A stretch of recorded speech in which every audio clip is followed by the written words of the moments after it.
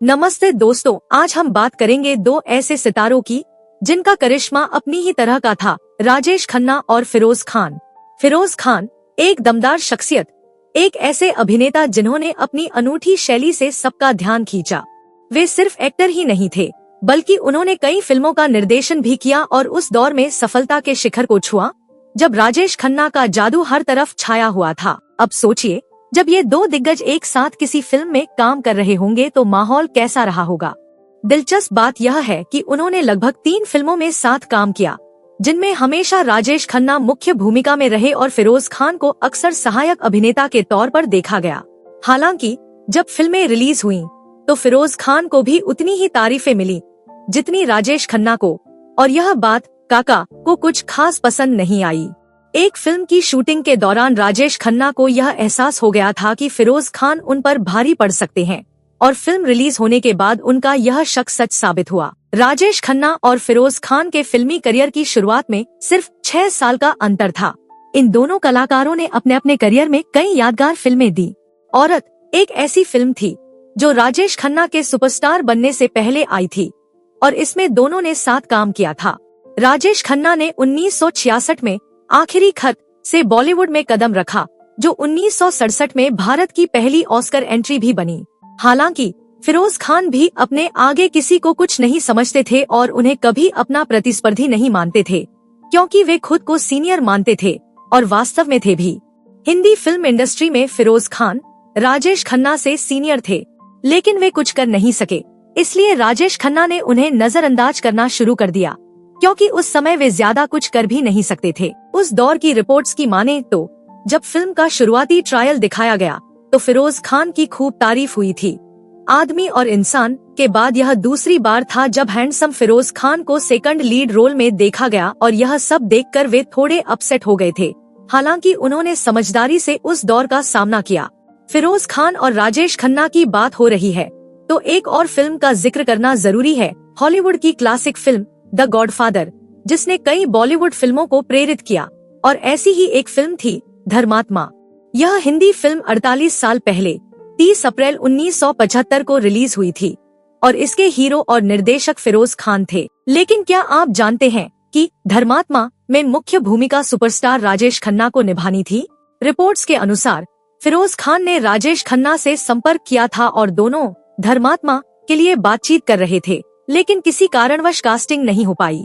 उस दौर की रिपोर्ट्स की माने तो राजेश खन्ना एक सुपरस्टार थे, इसलिए फिरोज खान फिल्म की सफलता के लिए उन्हें कास्ट करना चाहते थे, क्योंकि यह उस दौर में एक आम धारणा थी कि अगर काका फिल्म में होंगे तो वह सुपरहिट होगी ही। लेकिन अंततः फिरोज खान ने राजेश खन्ना के बिना ही इस फिल्म में आगे बढ़ने का फैसला कर लिया था। कहा जाता है कि फिरोज खान ने ऐसा इसलिए किया क्योंकि उन्हें लगता था कि अगर फिल्म हिट होती तो सारा क्रेडिट राजेश खन्ना को मिलता। उन्होंने राजेश खन्ना के घमंड को तोड़ने के लिए भी ऐसा किया था। हालांकि इन अफवाहों की कभी कोई पुष्टि नहीं हुई। फिरोज खान का बॉलीवुड में कोई गॉडफादर नहीं था।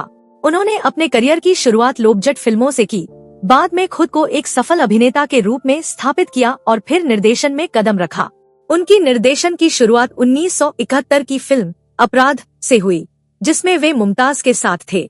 इसके बाद उन्होंने धर्मात्मा में अभिनय और निर्देशन दोनों किया। धर्मात्मा पहली भारतीय फिल्म थी जिसकी शूटिंग अफगानिस्तान में हुई थी, और यह फिल्म सुपरहिट हुई, जो फिरोज खान की पहली सफल फिल्म बनी। इस फिल्म में हेमा मालिनी, रेखा, फरीदा जलाल, रंजीत और डैनी भी थे। रिपोर्ट्स की माने तो शोले में गब्बर की भूमिका डैनी डेंजोंगपा को ऑफर हुई थी, लेकिन उन्होंने फिरोज खान की धर्मात्मा के लिए शोले छोड़ दी थी, और इसके बाद गब्बर का किरदार अमजद खान को मिला, जिसे हम सभी जानते हैं। धर्मात्मा में रेखा की भूमिका सबसे पहले जीनत अमान को ऑफर हुई थी, लेकिन उन्होंने सहायक भूमिका करने से इनकार कर दिया था, और इसलिए यह रोल रेखा को मिल गया। फिरोज खान और राजेश खन्ना में एक और दिलचस्प बात यह है कि दोनों मुमताज के बहुत करीबी रहे। मुमताज राजेश खन्ना की बहुत अच्छी दोस्त थी, और कहते हैं कि फिरोज खान मुमताज को मन ही मन बहुत पसंद करते थे। अपनी पहली फिल्म से ही वे स्टार बन गए थे। वहीं फिरोज खान की पहली फिल्म दीदी 1960 में आई थी, लेकिन उन्हें असली पहचान 1965 की हिट फिल्म ऊंचे लोग से मिली। यह ध्यान देने वाली बात है कि फिल्मों में पहले आने के बावजूद फिरोज खान को राजेश खन्ना के बाद शोहरत मिली। इसलिए राजेश खन्ना ने शायद ही कभी उन्हें अपना प्रतिस्पर्धी माना। फिरोज खान ने मैं वही हूँ, अपराध, उपासना, मेला, आग, धर्मात्मा, जांबाज, कुर्बानी, दयावान जैसी फिल्मों से खूब नाम कमाया, जबकि राजेश खन्ना के खाते में आराधना, आनंद, इत्तेफाक, दो रास्ते, बंधन, डोली, सफर जिसमें दोनों साथ थे, खामोशी, कटी पतंग, आन मिलो सजना, ट्रेन, आनंद, सच्चा झूठा, दुश्मन, महबूब की मेहंदी, हाथी मेरे साथी जैसी लगातार 15 सुपरहिट फिल्में थीं। 1970 में आई फिल्म सफर में जब राजेश खन्ना और फिरोज खान को साथ देखने का मौका मिला तो निर्देशक असित सेन ने इसे बनाते समय ही सुपरहिट मान लिया था। यह फिल्म बंगाली लेखक आशुतोष मुखर्जी के उपन्यास पर आधारित थी, जिसमें दो हीरो और शर्मिला टैगोर नायिका थी।